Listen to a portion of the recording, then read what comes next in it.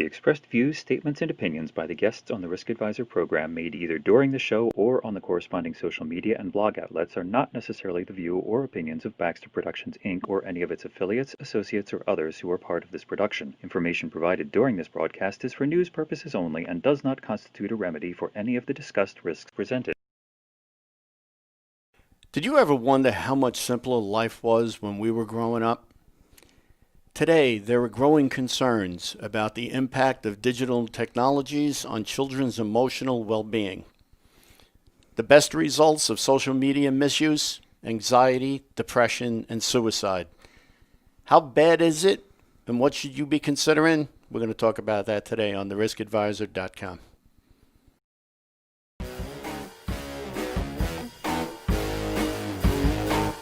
The Risk Advisor.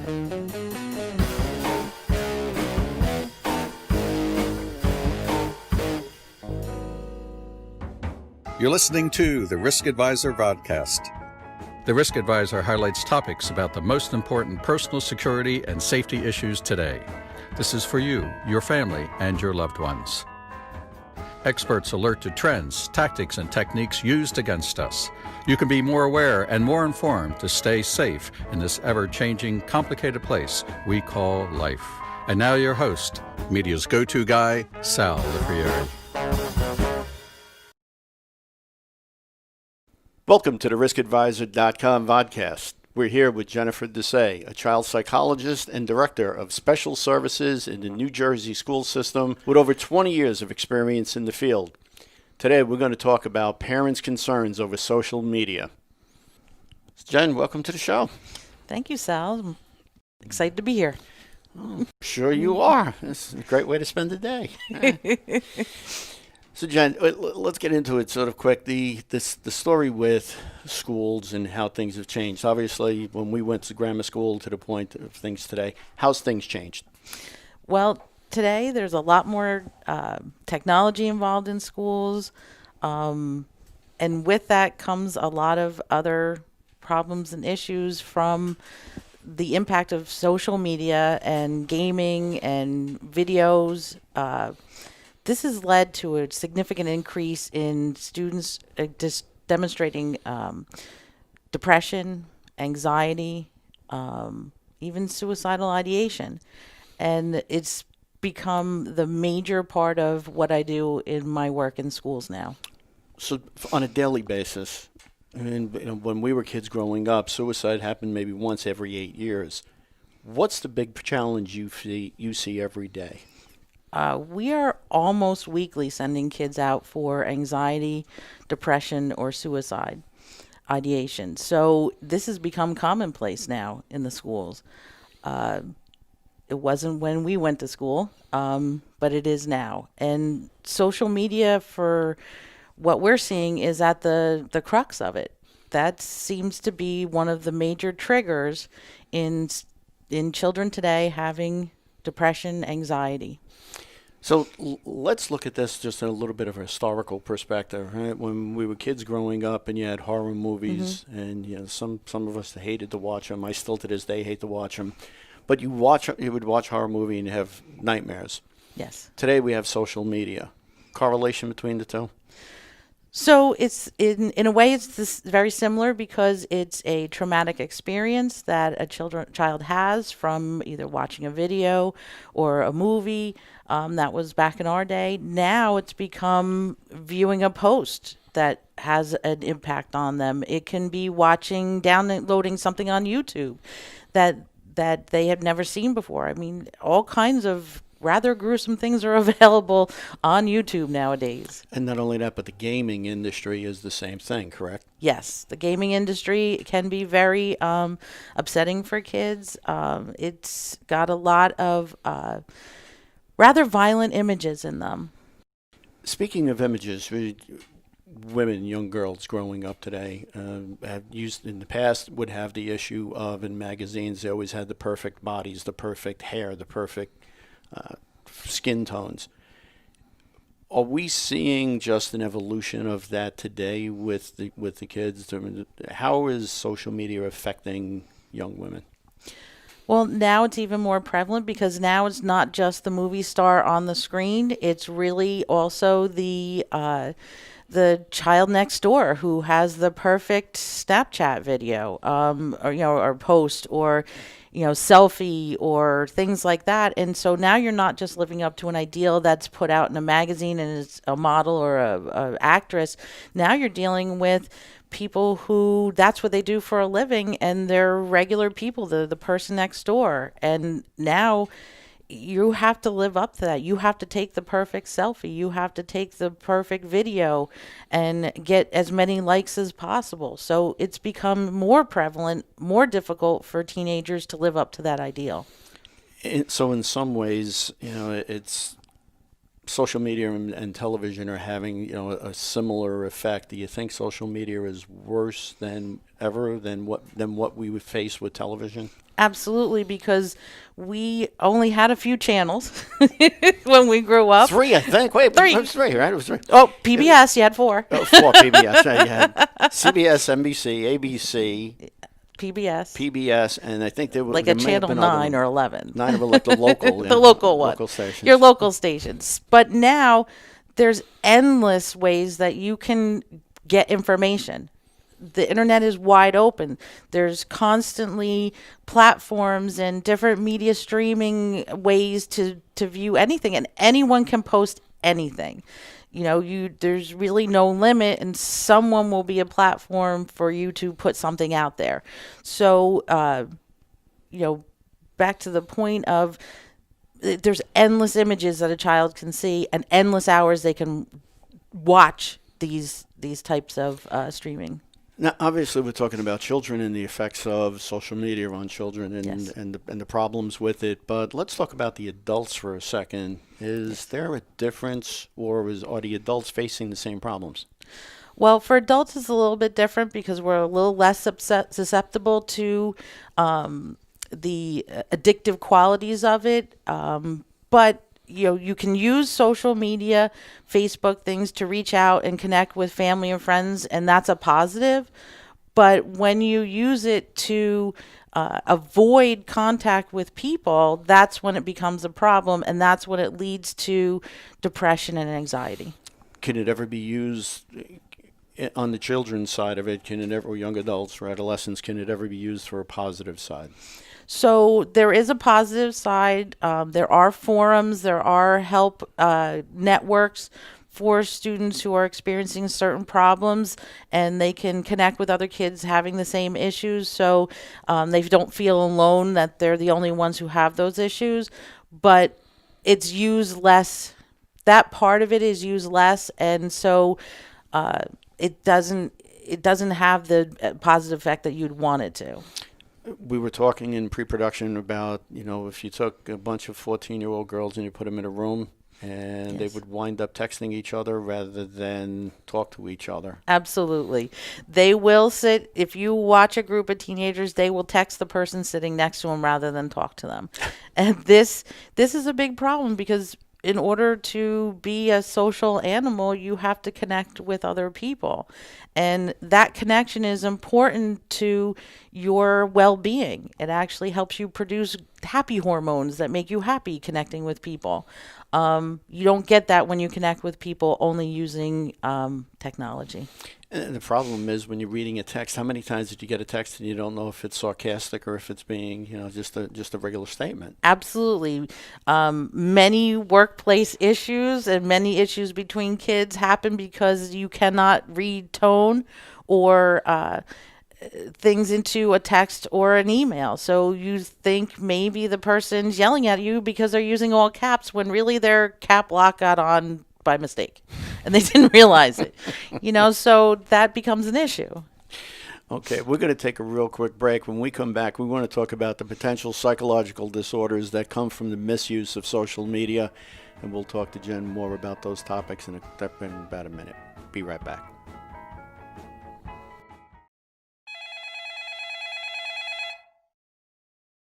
Sir, the chairman of the board is on the phone.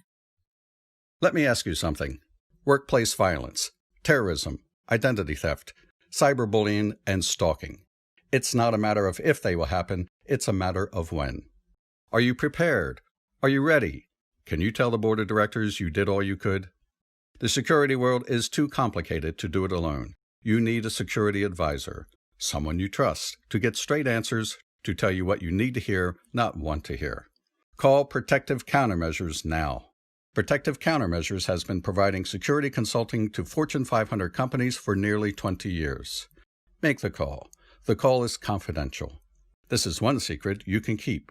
Call today, 914-576-8706, or visit us at protectivecountermeasures.com. You're watching the Risk Advisor podcast, and we're here with Jennifer Desai, a child psychologist and director of specialized services for the New Jersey school system with over 20 years of experience in the field. Today we want to talk about parents' concerns over social media. So let's talk about psychological disorders a little bit, and how big of a problem is it, and what exactly are they? So anxiety and depression are kind of commingled here, and that's huge. Social anxiety disorder is becoming a big problem, and that is when you become unable to socially interact with peers, adults, any other people in a social situation. So it causes anxiety, it causes depression to do so, and you will avoid it at any cost. And it also gives the opportunity for, aside from all of that, substance abuse issues. Does that jump into this at all?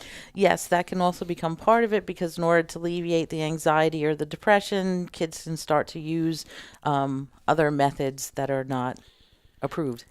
It's sort of funny because we keep talking about this vicious circle that the kids get into. Yes. Where they become anxious. I mean, it's difficult for me to understand about anxiety with the children. I mean, when I went to grammar school, the biggest anxiety I had was my mother running after me with a wooden spoon.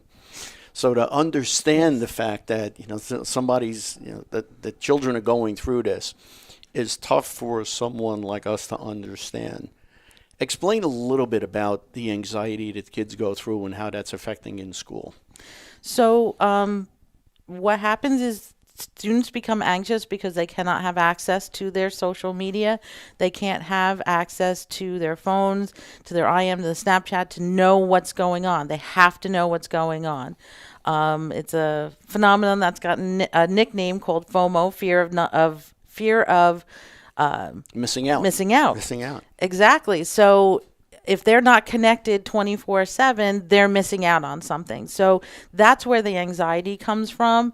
The depression comes from not being able to access it, or finding out that you have missed out on something, becomes the depression. And then it just keeps building on itself. It keeps getting worse because you're not connected, you're not involved, and then you start to get into social anxiety because now you don't want to interact because you're afraid of how that's going to be perceived and not perceived in a good light. So it becomes a vicious cycle of getting worse and worse and worse. It's a spiral. It's not really a circle. It's more of a spiral that goes downward. So with all of the bad that's happening and going on, is social media really making us social misfits? Absolutely. I mean, it's just a poor term, right? Yes. It's going to be, it's social media to get you out, get you to talk to people, getting to everybody, and having a lot more friends. And yet there seems to be this wall that prevents it. People are becoming more comfortable with talking to each other via text message, email, Facebook, IM, Snapchat, but not really having a conversation. If you think about Instagram and Snapchat, it's just a picture. You're not really having a communication. You're sending them a picture.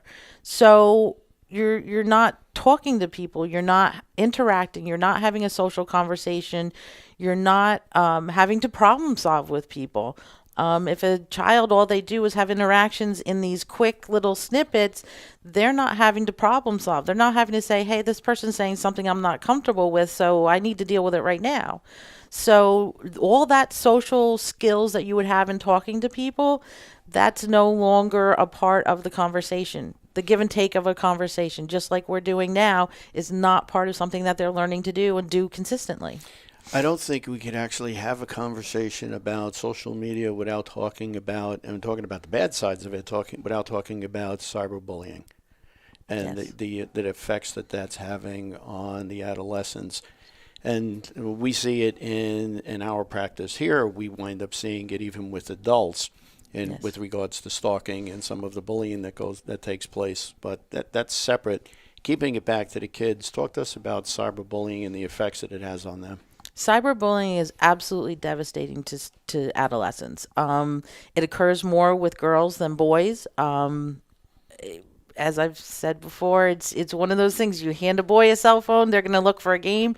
You hand a girl a cell phone, they're going to go on social media and they're going to tear each other apart. They leave each other out. They criticize each other. And that's devastating. It's especially bad in the middle school ages.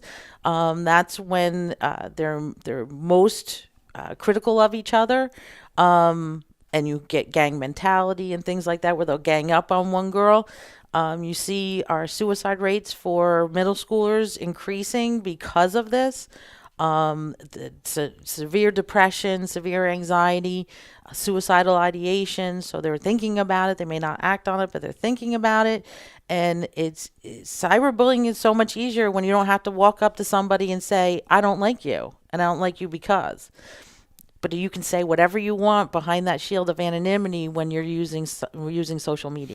There was a stat that came out by the Department of Justice in dealing with stalking, and they were talking about cyber, and they included cyberbullying statistics in it, and they said that on average, a cyberbullier at the adult stage winds up bullying 6 to 9 people at a time.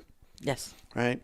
Where years ago when we were growing up, if you were going to be the bully, you could only bully 1 or 2 people at a time. You can only beat up so many people at a time.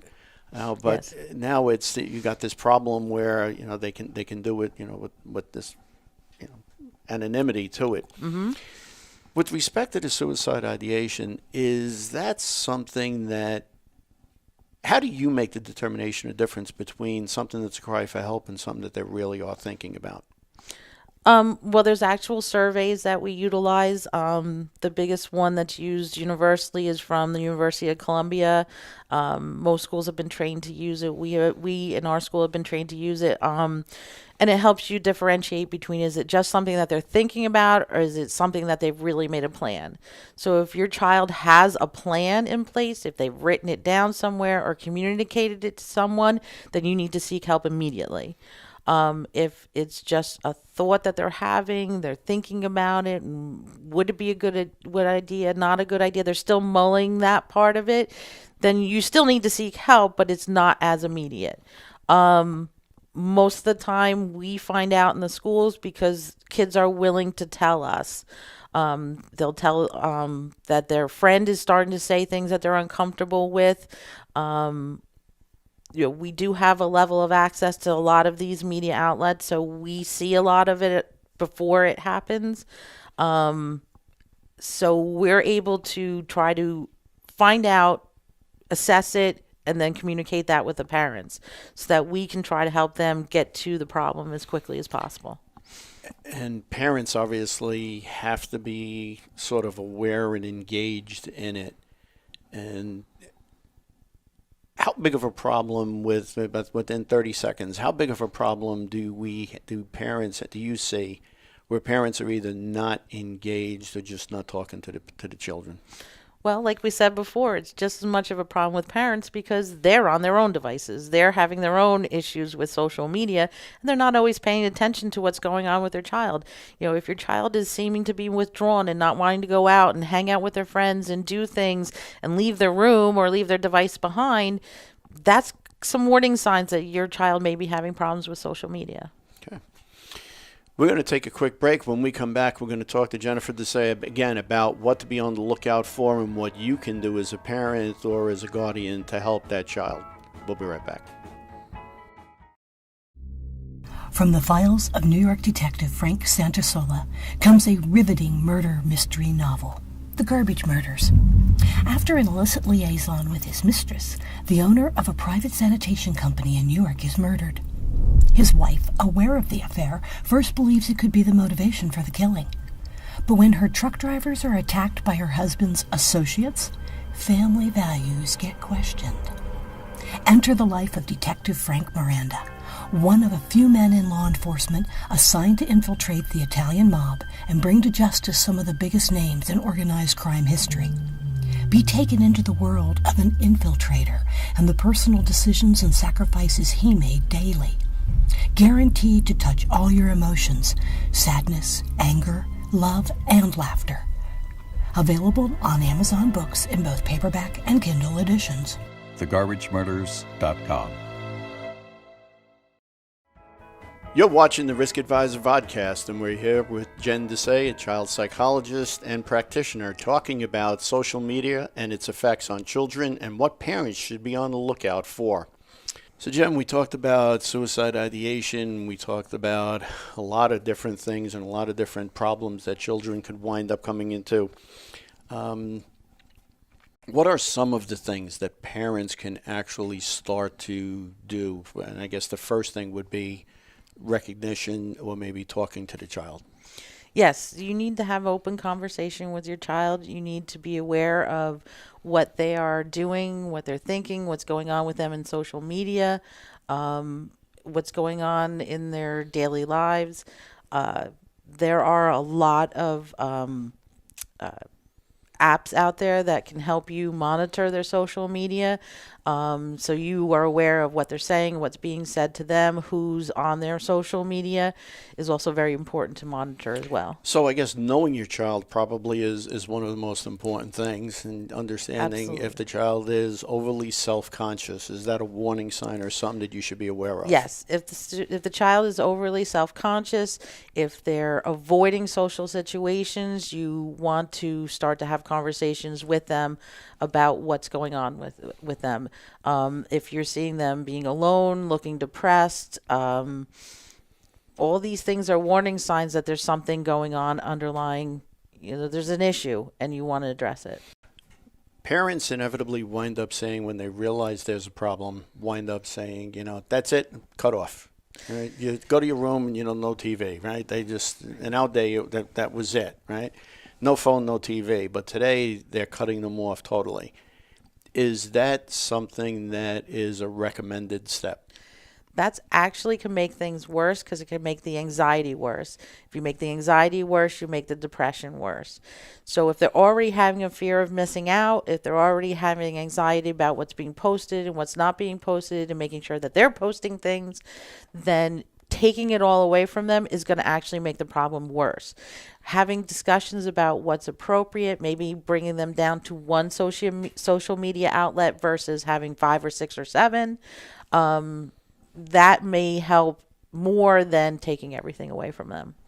So we talk about encouraging self-care, something that maybe you're going to recommend that the child take a little bit of time off from social media if they saw something that bummed them out or something along those lines. What about that as an effective technique? That's very effective because that gives them a coping skill. It teaches them how to cope with difficult situations, and it gives them an outlet for their energy and encourages more social communication. In other words, have them involved in a sport or an activity or some type of hobby where they're out and about with people. Even just getting them out of the house and going for a walk is something that's very helpful. Fresh air and exercise is always a good thing. But Mom used to say, go out and play. Exactly. Go out and play. Go do something and get away from the social media and from the videos and from the gaming so that you have other things that occupy your life. One of the most fascinating stats in doing the research for the show that I looked at that just blew me away was the amount of time that the kids are on social media. Talk about the studies. So the studies have found that on average, teenagers are on social media 9 hours a day. And what they call tweeners, which is your 7-8-year-old to about 12-year-old, are on an average of 6 hours a day. So think about that. Let's talk through this number-wise. 9 hours a day on social media, 7 hours a day minimum in school. What's left to sleep? There's only 24 hours in a day. And we're not even talking homework. No, we're not. We've already used up 18. So now you have a pattern that you will lack sleep. You're already anxious about your social media. And we all know from research, from years and years of research, that sleep deprivation causes depression. So now you don't have sleep, you're already anxious, and now you're depressed. And when you're depressed, you don't sleep. So now you're sleeping even less because you're depressed. So now you've got this vicious cycle that keeps going around and round on itself. And eventually, lack of sleep causes you to have suicidal thoughts.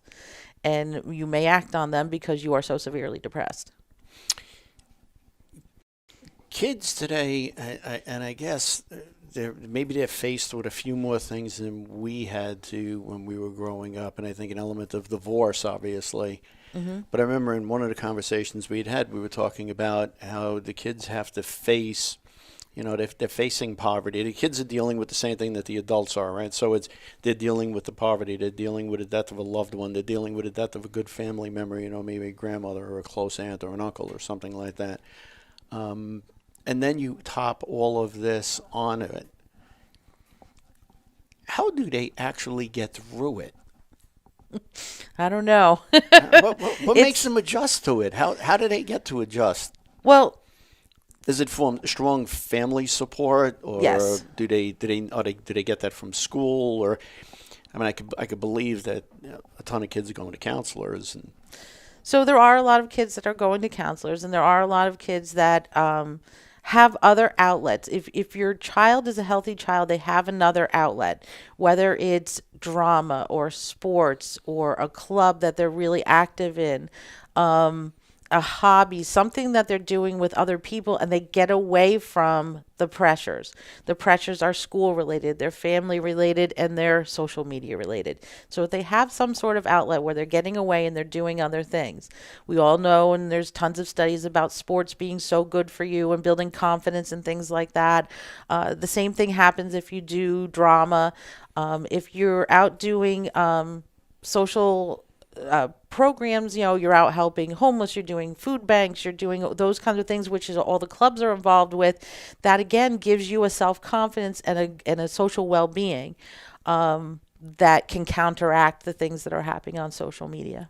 So not necessarily in priority order, but first places parents should go as soon as they recognize something may be wrong.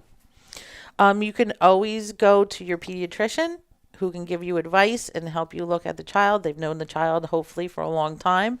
You can go to your schools. We all have tons of resources. And then online, there's places like the Child Mind Institute where there's a lot of information available. So there's a lot of outlets for you to get assistance and to get the help you need for your child. Great. Well, Jen, thank you for coming in. We really appreciate it.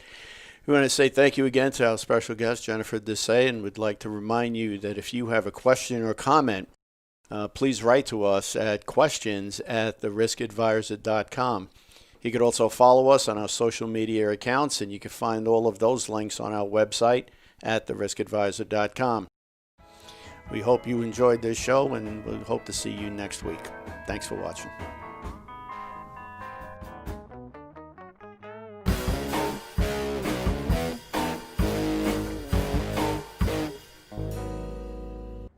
We hope you enjoyed this show. If you have any questions, would like to appear on the program, or recommend a guest, contact us at theriskadvisor.com.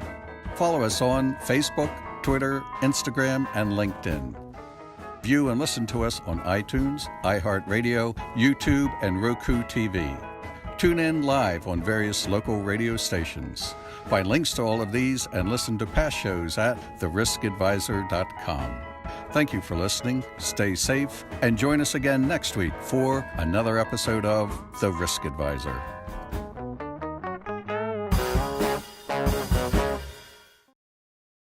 Protective Countermeasures has been providing security consulting to Fortune 500 companies for nearly 20 years. Call today, 914-576-8706, protectivecountermeasures.com.